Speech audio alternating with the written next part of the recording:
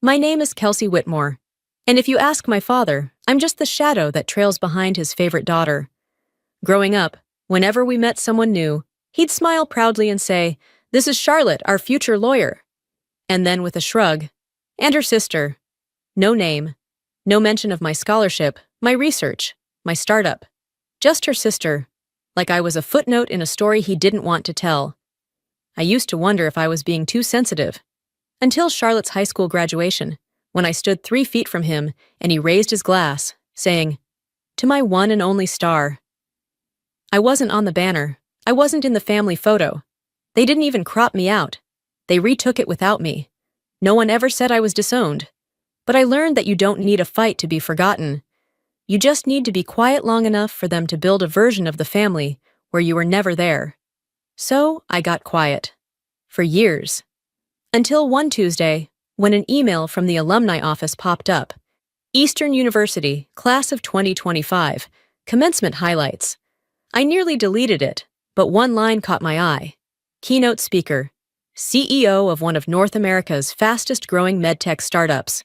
No name, just a silhouette. But I knew it was me, and I knew they didn't, not yet. When I say my family forgot me, I don't mean it happened all at once. It's not like someone slammed a door or screamed me out of the room. It happened in whispers, in the pauses between introductions, in the empty space where my name used to belong. It started with Charlotte's achievements. She was always brilliant, valedictorian, debate champion, scholarship darling. I admired her, I really did. But admiration has a funny way of turning sour when it's served with silence. Every time she won something, my parents' eyes lit up, and mine dimmed by contrast. It wasn't that I failed. I just wasn't interesting enough to mention. When I got accepted to college, there was no family dinner, no card, no Facebook post, just a nod from my dad that felt more like a formality than pride. "That's good, Kel," he said, flipping through a newspaper. Still, I tried. I came home for holidays, brought little gifts, asked about their lives. They answered, but never asked about mine. And eventually, I stopped showing up. One Christmas, I received a card from them. Well, technically. It was a glossy photo of the whole family in matching red outfits, even the dog, posed in front of the fireplace. In the exact spot where I'd stood the year before, Charlotte now stood, holding the dog, flanked by my parents. They didn't just crop me out. They replaced me. The caption read, "Love from all of us." That was the year I stopped wondering what I did wrong. Instead, I asked myself a different question. What happens when no one notices you're gone? It's a quiet kind of grief, not loud, not cinematic, just a slow erosion of worth. You start to disappear in your own reflection. Your voice softens, your opinions shrink. You make yourself smaller to take up less space, because no one seems to want you in the room anyway. I buried myself in work, not the kind they could brag about at brunch, but the kind that built something real. I joined a small research project in rural healthcare infrastructure.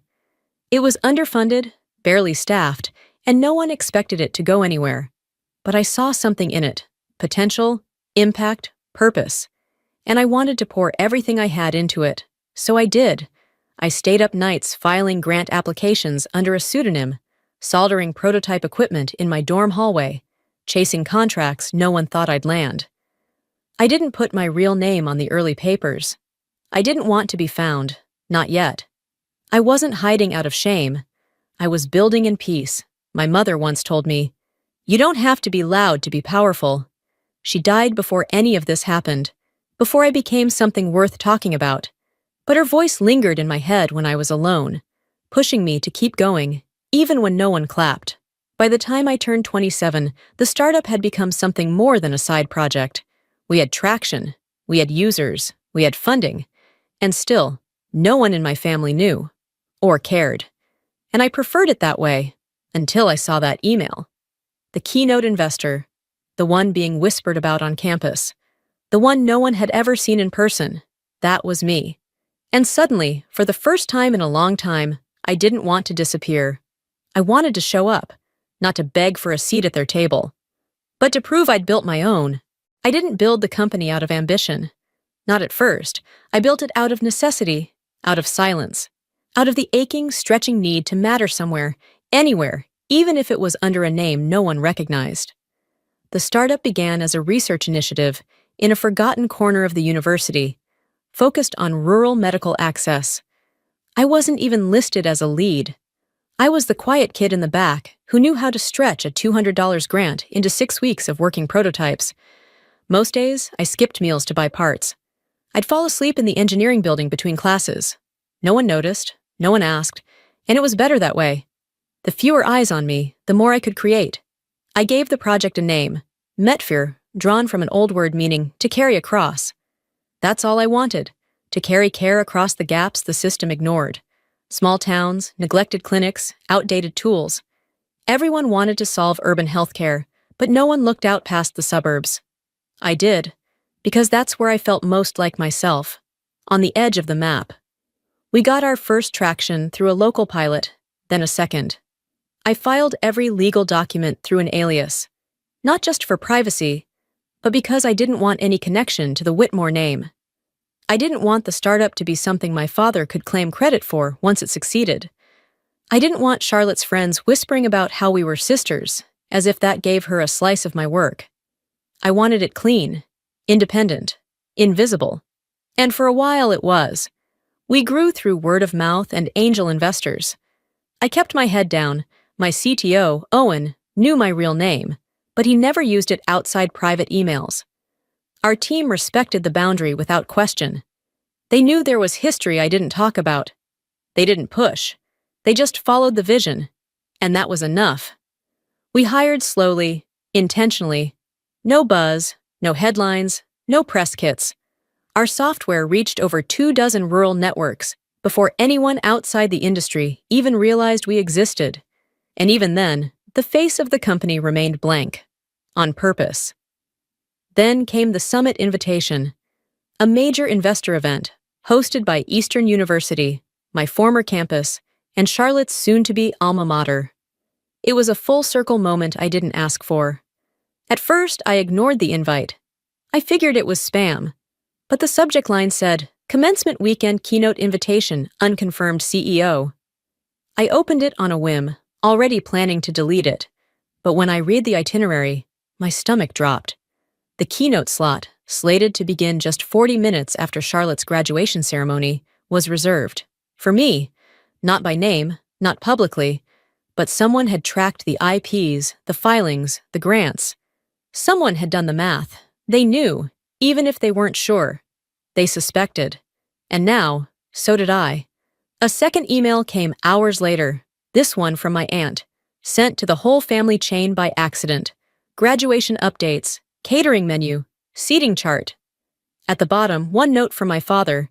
Make sure Kelsey doesn't hear about it. Last thing we need is a distraction on Charlotte's big day. Distraction. That word didn't sting. It sliced. It wasn't carelessness, it was coordination. My absence wasn't just accepted. It was planned. I stared at the screen, unmoving. Not angry, not sad, just cold. That's when I made the decision. I wasn't going to ruin their event. I wasn't going to shout or cry or beg to be seen. I was going to be exactly what they feared most, present. I didn't pack much. Just a black blazer, one understated dress, and the low heels I hadn't worn since pitching our first major funding round. I wasn't going for glamour. I was going for precision. On the train ride back to campus, I passed familiar places. The coffee shop where I used to write code between shifts. The science building where I once slept on a bench during finals week. That version of me, tired, invisible, felt like someone I used to know. Someone I'd buried without ever holding a funeral. I arrived the night before graduation. Checked into a small hotel. No room service, no fanfare. I reviewed the summit deck alone in my room, lit only by the soft glow of my laptop. Data slides, case studies, market projections, all clean, sharp, and untraceable to anyone who ever doubted me. And then I opened the graduation ticket portal. Under guest name, I didn't type Kelsey Whitmore. I used a variation, just initials. Enough to blend in. Enough to get close without setting off alarms. I picked a front row seat, right in the middle of the parents section. Let's call it poetic proximity. The next morning, the sun was already high when I arrived at the venue. My heart didn't pound. My hands didn't shake. I wasn't nervous. I was ready. The usher scanned my ticket and smiled. "Reserved early, front row. Looks like someone really wanted you here." I smiled back. "I guess they did." I sat, third seat from the aisle. The seats around me slowly filled, parents, siblings, grandparents with handheld camcorders. I scanned the crowd, then the stage. And then I saw her. Charlotte. Her cap was perfectly centered, gown crisp and camera ready. She sat with her back straight, chin tilted just slightly. A practiced pose. I knew it well. She wore it every time she needed to perform. 2 rows behind me, I heard a familiar voice. Low, firm, controlled. My father. He was speaking to someone. Security, maybe. Clipboard, radio. He wasn't yelling, but his tone had a sharpness I knew too well. The kind that could cut through silence without ever raising volume. I kept my eyes forward. I didn't flinch. I didn't blink. Let him scan the crowd. Let him wonder. Let him squint and question the shape of the woman in the front row. The usher returned. "Ma'am, just confirming for the seating log. Name?" I handed her my ticket. She nodded, scribbled, moved on. No suspicion, just another proud guest. A professor passed by, then stopped mid-step. He looked at me once, then again. You're Kelsey Whitmore, aren't you?" I didn't answer. I just smiled. He leaned in, lowering his voice. "Your case study on rural health infrastructure. Brilliant work. I use it in my seminar." 2 parents turned to look. My father's voice rose again behind me. "She's not supposed to be here. She's not on the list." But no one moved to remove me. I wasn't a threat. I was a mystery, and mysteries don't get kicked out. They get investigated. The loudspeakers clicked on. The ceremony was starting. Charlotte's name would be read soon. But this time, she wouldn't be the only Whitmore anyone remembered. I left my seat just as Charlotte's department head took the podium. I didn't wait to hear her name. I didn't need to. I wasn't there to witness her moment. I had my own. Across the quad, the Investor Summit was already underway. The air inside the glass auditorium was cooler, quieter, more focused. My assistant met me at the side entrance with the final slide deck in hand. "All set," she whispered. "They still don't know it's you. Even the dean thinks Metfear's CEO is some reclusive Harvard grad." I gave a slight nod and flipped through the presentation. Metrics, projections, case studies. It was solid, but something about the final slide felt too polite. It just said, "Thank you, safe, forgettable." I deleted it, typed a new title, Kelsey Whitmore, Eastern University, Class of Never. Underneath, "You erased me, so I built something permanent." My assistant leaned over my shoulder and blinked. "That's bold." "It's honest." She didn't argue. Backstage, the moderator's voice echoed through the speakers.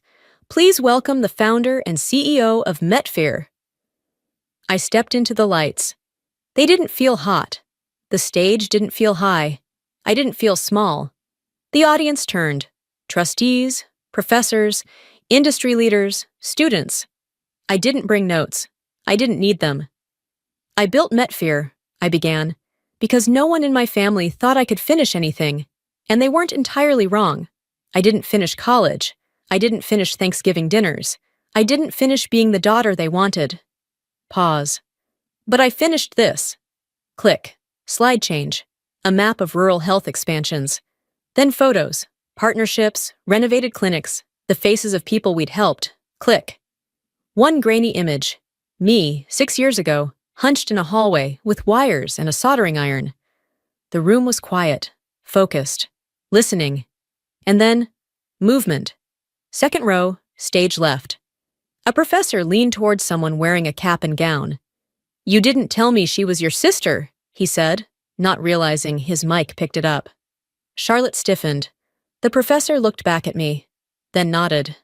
"Nice work, CEO." And that was the moment. Not the applause that followed. Not the headlines that came hours later. Not even the messages I'd soon receive from people who'd once forgotten I existed. It was that one line, from the one person Charlotte desperately wanted to impress. Spoken aloud, in public, into a microphone she couldn't control. I didn't linger on stage. No photo ops, no press interviews. I exited through the back hallway, while the applause still echoed behind me, bouncing off the glass walls like a memory refusing to fade. By the time I reached the hotel lobby, my phone had already begun buzzing. 37 unread messages, 6 missed calls, all unknown numbers. And then one text from my cousin. "Was that you on stage? Dad nearly choked." I didn't answer. I didn't need to. The clip had already gone viral. The professor's voice, "Nice work, CEO," was being looped, subtweeted, reposted. I saw screenshots of Charlotte's frozen expressions circulating on student forums. The shot of me standing in front of the screen, with my name in bold white font, was already becoming its own moment. And through all of it, I stayed quiet. I didn't tag the university. I didn't post a caption. I didn't even follow up with the organizers. But I knew they saw it. Because 2 hours later, Charlotte's graduation photo disappeared from my father's Facebook page, replaced by a quote about humility. Classic. Charlotte didn't post anything either. No "so proud of my journey" or "thank you to my amazing family." Just one carefully filtered shot of her gown. No smile, no tags, no context. The silence was louder than any apology could have been. That weekend, my inbox turned into a strange museum of ghosts. A message from my father's college friend. "Greg mentioned you started something in healthcare. Our son just graduated. Would love to connect." An email from Charlotte's boyfriend, who'd once barely said hello to me at family functions. "Didn't realize Met Fear was yours. Truly impressive. Let me know if you're ever building a legal team." And the boldest of all, a distant cousin who hadn't spoken to me in a decade. "Hey, Kels, long time. Saw the keynote. Wow. Any chance you're hiring interns this summer?" None of them mentioned Charlotte. None of them mentioned the years they'd spent pretending I didn't exist. They just wanted in. I didn't respond to most of them, but I forwarded one message to my assistant with a note. "Add this to the not in this lifetime list." She replied with a thumbs up and a skull emoji. I stared at the screen for a long time. They'd once called me a dropout, said I was lucky to have any job at all, warned me not to embarrass the family name. And now they wanted desk jobs, referrals, recommendations. But the version of me they ignored, she didn't exist anymore. I never had to raise my voice. I just raised the bar. They tried to bury me in silence, but I came back with something louder. And this time they couldn't look away. I never went back to the house. Not when my father sent word through a cousin. Not when Charlotte posted a vague quote about rebuilding bridges. Not even when an aunt called just to check in after 5 years of silence. I knew what they were doing. It wasn't remorse. It was reputation management. They didn't want me back. They just didn't want to look like the people who'd pushed me out. There was nothing for me there anyway. Not in the room with the peeling wallpaper where my childhood trophies used to gather dust. Not in the garden my mother once loved, now overgrown and sour from neglect. Not in the family dinners where my chair had long been quietly removed. But I did return, in ways they never expected. I returned in the keynote clips embedded in university ethics courses. I returned in healthcare pilot programs using our software. I returned in late-night student discussions quoting my work, not knowing the name once belonged to a girl their professor had called a distraction. I had become someone they couldn't hold, couldn't reshape, couldn't take credit for. And that was the final gift. They tried to erase me with silence, but silence isn't absence. It's space. And I filled it. With code, with care, with something so deeply mine they could no longer claim it, question it, or contain it. A professor from Eastern University mailed me a handwritten note months later. It was short. "We've added your keynote to our curriculum. Under legacy and resilience." Legacy? It used to sound like a word meant for someone else. A name etched into a family tree I'd been pruned from. Now it belonged to me. They once called me a mistake, a ghost, a problem best forgotten. But I didn't fight for space at their table. I built a building next door. And this time, no one could ignore the name on the doorplate. Kelsey Whitmore, CEO. Unforgettable.